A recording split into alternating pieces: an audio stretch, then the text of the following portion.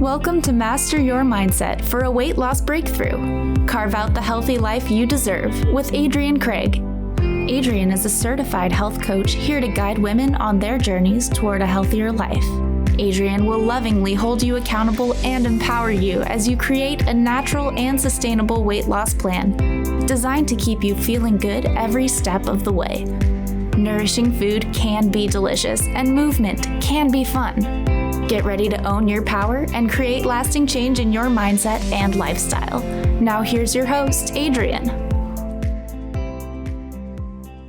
Hi, welcome to Master Your Mindset for a Weight Loss Breakthrough. I'm your host, Adrienne Kraig. Would you like to cut through the superficial and get to the root cause of your health and weight loss challenges? Would you like to gain body confidence on your weight loss journey instead of waiting until the end? I'm here to help you carve out the healthy life you deserve. I'm really excited to have my special guest with me here today, Mary Ann Goodman-Fish, and I'm going to introduce her in a little bit more detail. But I just wanted to say I'm so happy to have the audience here to listen to part 2 of our very important conversation around understanding the effects of grief and loss on the body and mind. So we started talking about this 2 weeks ago, and I think it's such an important topic right now. I think there's so many people out there suffering, all different types of losses and grieving many different things in their lives right now, maybe more so than ever before. So I think it's really important to continue talking about it. And if there's anyone out there struggling with grief right now, that we can help you in any way possible. We know that grief can have a profound effect on our bodies and our minds. And grief can even diminish our health due to our literal heartache. In preparing for this episode, one of the things that really struck me in thinking about what makes it so difficult to grieve and work through it, and also to support people as they work through their grief. And I think it comes down to vulnerability. Vulnerability is part of grieving. And vulnerability and expressing our emotions are something that we're often discouraged from doing. And I think that it can often make others feel uncomfortable witnessing it. But in order to heal from grief and loss and process those emotions positively, vulnerability is exactly what's needed. And it needs to be embraced by both the griever and the supporter. And as a culture, we often don't promote healthy and reasonable reactions to loss and grief because we're afraid of our own vulnerability. But the reality is grief is natural. It's a normal thing that happens when we lose someone or something we love. And grief doesn't have a time limit. Loss takes on many forms, and it affects everyone differently. And allowing another person the space to grieve, to show their emotions and their vulnerability, it helps them through their grief process, but it also helps show us what a healthy grief process looks like for a time that may come for our own experience. Facing grief and accepting the vulnerability that may also prevent someone from lapsing into a long-lasting depression, which, if you remember from part 1, we talked about how depression's not a normal part of grief. It's actually a complication of the grieving process, particularly when we don't process our emotions and work through the grief. And I just want to stress that vulnerability is a demonstration of strength and self-confidence, not weakness. Now, a little bit more about Mary Ann, who I'm very happy to have here with me today. So Mary Ann Goodman-Fish is the founder of For a Good Life, personal life coaching, and she's also a Reiki master who helps others through an emphasis on self-care and self-healing. Now, Mary Ann's own devastating loss of her husband started her on her path of learning, introspection, and discovery. And it filled her with the desire to help others who find themselves at an inevitable crossroads that life delivers to us all at some point. So welcome, Mary Ann. Thank you for being here today. Mary Ann's going to share her story of her loss and how she worked through the grief process. And we're also going to get to see a couple of beautiful pieces of artwork she created through art therapy. And we will talk more about those in a little bit. Thank you, Adrienne. I'm pleased to be here and I look forward to sharing my experience with grief. My husband was a triathlete training for his first half Ironman, and one morning he just didn't wake up. He had a massive heart attack in his sleep, and it was quite a shock. I was out of town visiting family, and to get the news that he had died was just devastating. I traveled home very quickly, and that gave me 8 hours in the car to sit and think about it with my daughter-in-law. And just, I cried, and she kept saying, keep crying, keep crying. And I thought, why would you say that to somebody? But it was the smartest advice I got, because by the time I got home to my house, I had cried out the grief and I was able to say, okay, I've got this. This is really happening. And that was my first step in realizing that I was a lot stronger than I thought I was, and that I could keep going. And I had 2 children and a grandbaby on the way, and I knew that I had to do this for Bill, because it just was the thing to do, and it's what he would have wanted me to do. It was really hard to step back and just kind of view it from a distance that this was happening to me. But once I realized that it was real, that was the end. I was very fortunate to be surrounded by loving members of my friends and family, community, and I moved forward from that. And I don't know what else to say other than that. I feel blessed that I had that network of friends and family. And one of the people that I really counted on was my friend Helen, who had a bead shop and welcomed me there. And that was my place of solace to go and just be myself and create things. And one of the things that you'll see today is a picture of what I beaded with my circle of friends who kept me going with that. And art was really important to me. Yeah, Adrienne? and so I think the image you're speaking of is called Sea Goddess, correct? Yes. Yeah, and that was the first one you did after your husband Bill passed on. Yes, that's right. And I learned a lot about grief as I went through, because I wanted to know what all I could know about grief. And I read and I talked to people, and I went to a group, a 6-month group program called Grief Share. And that really helped me, because I learned to process sitting with other people who were in the same loss area that I was, on the journey. And grief is not an event, it's a journey. It's a journey to find yourself again. And it's a long, hard journey, but at the end, when you finally come through, especially if you're able to avoid, depression, you come out stronger and realize that is this is your destiny, to be a survivor. And when you survive and you embrace it, you learn that you can return to thriving in your life. And that is amazingly satisfying, to realize that you have survived a loss that you thought you never would. Adrienne? And Mary Ann, I want to ask you, so you mentioned that on your drive home with your daughter-in-law that she encouraged you to cry. And I know you have advice around that for other people who may be going through the grief process. What is your advice about crying? My advice is to cry whenever you want to, no matter what kind of people around you say, oh, you should stop crying. Crying is your body's way of releasing stress, tension, and fear. And it's actually healing. And you feel absolutely exhausted after you've had a good cry. So you take a little nap and then you wake up and you go, I can start again.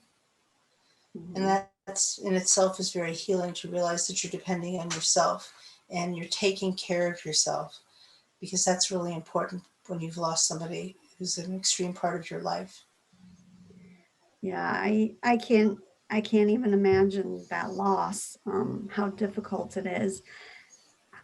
When you were going through your own personal journey, would you say it was linear, like you went through steps, or would you say that it's not a straight line or a It's straight not a path? straight it's not a straight line at all. It's you're going forward, and then it's like you kind of say, oh, I'm overwhelmed again. Then you stop, and it's like on a journey. You stop, take a rest, and then in a little bit you're able to say, okay, I'm back on track. I can move forward. But there are dips and bobbles and weaves in that journey, and it's okay. And the best advice I have for that is to let the people around you who want to support you, let them do things for you. Let them help you out. It makes them feel good, and it sure makes you feel good that you're helping them feel good. And it's kind of a conundrum, but it works. Mhm.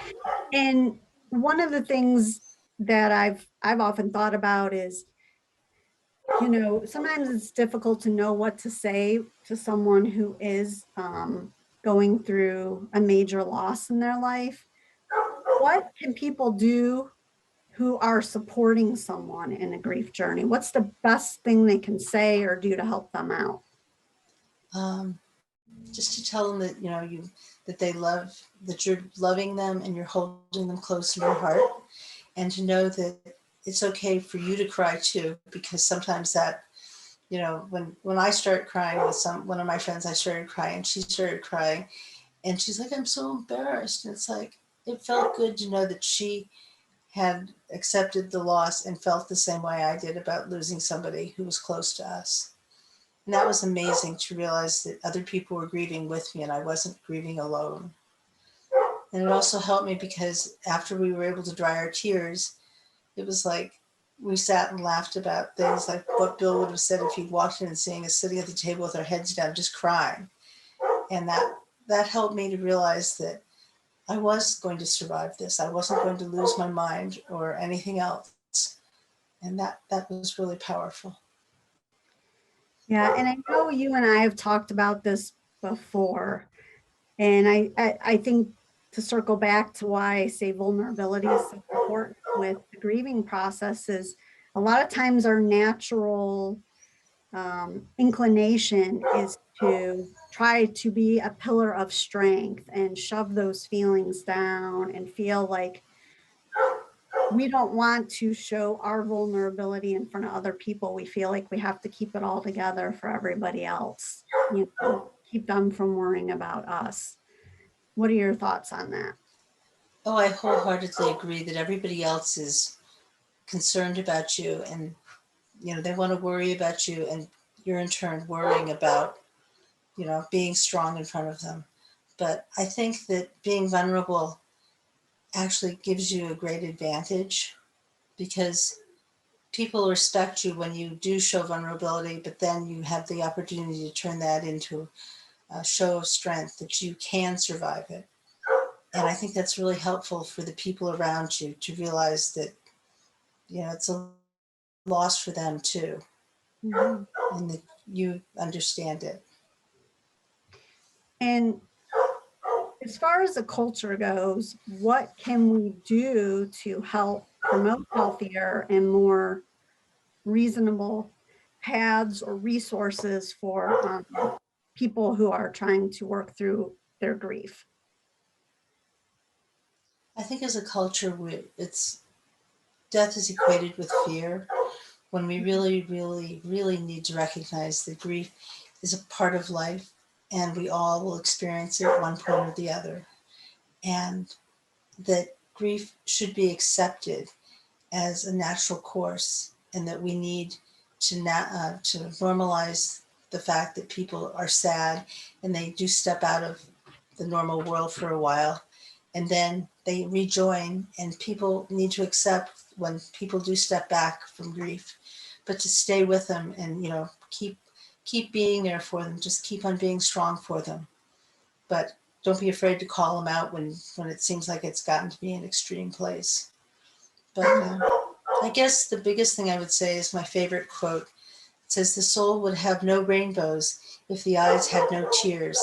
It's an old Native American proverb, and I think it's very true that grief is a natural process that we'll all experience. And if we embrace that and are able to celebrate that the end has come for someone, but the beginning has come as well. So that's how I would sum it up. That's beautiful. That's very beautiful. I'd like to get a little bit back into the art therapy. So we already talked about the sea goddess image, or the beaded picture that you created. And there's another one that you shared with me that's an abstract called Floating Along. When on your grief journey did you create Floating Along, and what did that one mean to you at the time? That was part of my escape, was to take basic rice paper and color it, different colors. And I spent hours spray painting them and coloring them and such. And then I let them all dry, and I had no idea what to do with them. And my friend said, "Oh, why don't you make a collage?" And I thought, okay. So I started picking and choosing my favorite parts, and I started gluing them on a wood panel. And I really enjoyed it. It felt very freeing. It was an ocean, and Bill and I both grew up in Southeast Alaska on the ocean. And it was a way of connecting with him. And he loved to go fishing. And I kept thinking, wow, it would be great, because he's probably floating somewhere, either running a triathlon or fishing. And it was an abstract concept about the fish floating away, that he had floated away from me, but knowing that he was drifting somewhere else and landing somewhere else. And that was my image, the floating away part comes in. I love that. Thank you. Now you do a lot of art therapy, and I believe you work with other people to do art therapy as well. Is that correct? I work with people who have questions about how they do art, and a lot of people have asked why it's so relaxing for me. And I said, because I can sit and just not think and just work and let things process kind of in the back of your head. It takes the focus off of loss so much. And then you're creating, and that's, creating is part of life. And, that's just, to me, that's the most important thing, is that it's a way of moving forward and getting out some of the emotions, the negative emotions that we all hold inside ourselves. Yeah. And I loved, because you've said, the art helped you find words to describe the emotions you were feeling when you were overwhelmed, because, your life literally changed in a heartbeat. I think that the biggest thing is that you just have to keep moving forward and making art, or just creating anything, even if it's just baking bread. That's creating anew, and that gives you hope. It brings up feelings of hope inside, I think. What is the biggest impact or most important thing that you've learned along your own journey that you could share with others, if you had to pick the top thing? I would say it's probably realizing that you're a whole lot stronger than you think you are. And it's like being in a swimming pool, and you jump in, the water's really cold, you land in the water and you go, oh, and then it's like you take a deep breath, and it's like, oh, this isn't so bad. So just knowing that there's relief coming in the end, and you're going to survive it, because you want to do that for the person you've lost, because they wouldn't want you to stop living just because they did. You have to believe that. Yeah, that's a great reminder and a great message for people is that, yeah, when loved ones leave, they don't want us to die inside. They want us to go on living, and we're actually doing that in their honor. And so I think that's a really important message. I'd like for you to share, how people can work with you and reach out to you. I'm a grief coach, and I actually specialize in grief, especially with women and women in transition, because when life changes, when you lose a spouse, when you lose your husband, or someone very close to you, sometimes you need a third person to kind of run things by. And it's okay to do that with your friends, but most people think the grief ends at about 3 to 6 months.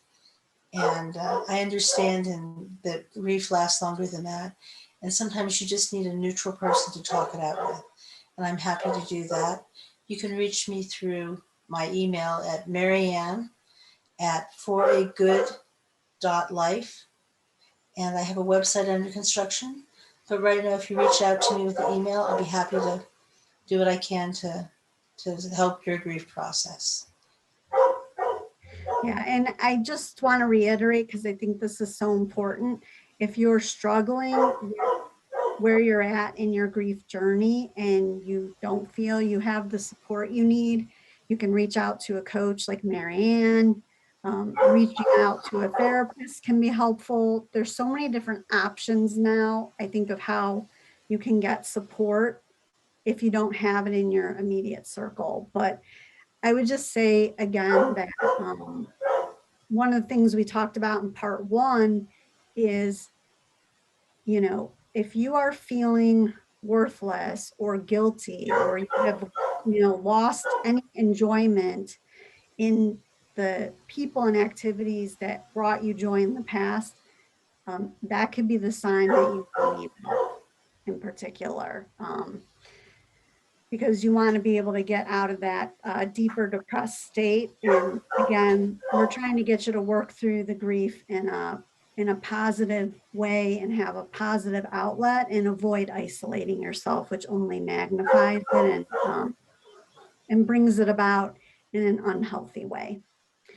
And before we end, I would just like to thank everyone once again for joining us on Master Your Mindset for a Weight Loss Breakthrough. We're here on the 2nd and 4th Fridays of the month at 12 p.m. Pacific, 3 p.m. Eastern. And if you would like help with your healthy body or body confidence journey, you can reach me at lifecanyon.com. You can also find me on Facebook, Instagram, and LinkedIn. So we just want to thank you once again. And if you are in our audience joining us in our live audience experience following the show, we will see you in just a minute. Thank you for listening to Master Your Mindset for a Weight Loss Breakthrough. Tune in next time for more groundbreaking insights to help you shift your mindset so you can achieve your goals and feel amazing in your body. Adrienne is here to support and inspire you on your weight loss journey. You don't need to do this alone. For more information about Adrienne or to work with her personally, visit lifecanyon.com.